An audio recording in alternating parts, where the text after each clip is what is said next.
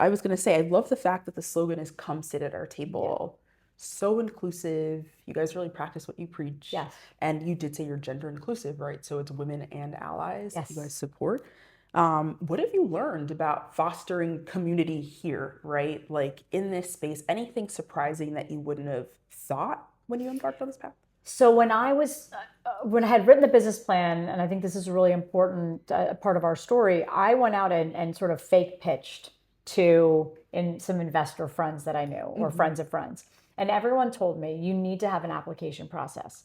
Okay, come sit at our table. That sounds great in theory, but you have to make sure you know who's in there. You have to have a way to exclude people. And that was in direct like conflict to the whole model of being inclusive and living come sit at our table. We've all been there. We walk into a room or an event or school and you're like, where do I sit? Like, where do I go? And no, and is anybody making room for you, right? And that's a boardroom, that's walking into high school, etc. Oh my gosh. Yeah. And I thought that's great feedback, but we're building an inclusive model and we want to welcome all. We want to welcome whatever you look like, whatever you do socioeconomically. And I think we've lived that every day. We launched an Illumination grant program, which is our scholarship.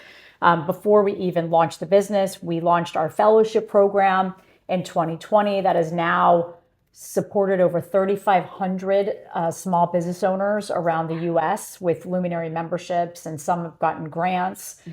And that goes back to this idea of making room for everyone at the table. And not everybody wants to get to the C-suite, and not everybody wants to become an entrepreneur. But all of our paths are important. And I think that's just something that I knew from the very beginning. And I remembered saying to these investors that we fake pitched, well, this is our model. And all of them said it will fail. And here we are 7 years later. It has not, and it is not easy. It's the hardest thing I've ever done, but I need to stay true to our mission. And that's why since day one, since that went up on the wall in the main fourth floor, come sit at our table. And that will always be, who we are up and down the pipeline, from small business owners to those, again, navigating that traditional path, and everyone in between. We know there is a market, and how we're serving it is by bringing people together. Definitely. I really felt that. I'm going to go off script for a second. I really felt that in August. I was here for my first For Black Business Month? I was here. We love it. 5 years so running. great. It's one of our favorite events. Yeah, it was everything to me. And it's so crazy because I was in the Uber I live in New Jersey.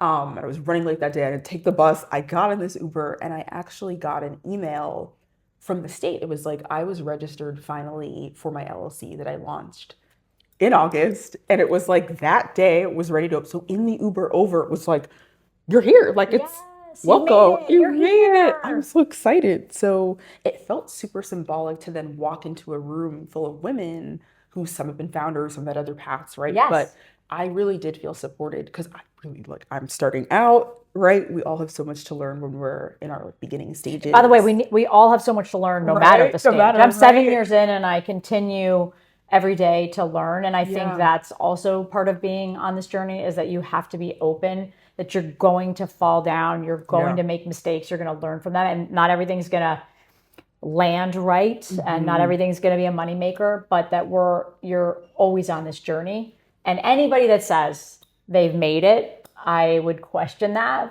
because we're always making it. And it depends on what you want that made it kind of goal to be. Is it selling your business? Is it legacy? Is it just making a great living? And I think you have to be comfortable with whatever that definition is. And by the way, that definition may change many times in the course of running your business. Right.